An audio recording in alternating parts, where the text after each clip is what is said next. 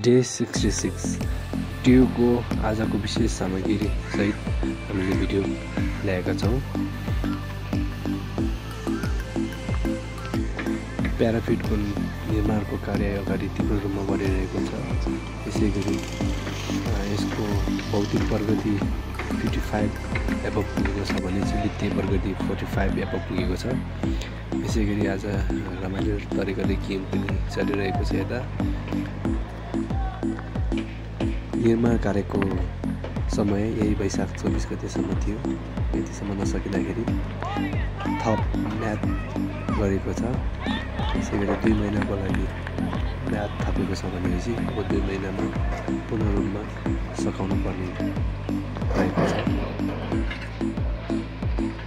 कामलाई तीव्रता दिन प्रधानमन्त्रीले स्वयंले निर्देशन दिएको छ भनेपछि यो कामलाई यसमा तीव्र रूपमा कन्स्ट्रक्सन कम्पनीले पनि बढाइरहेको छ।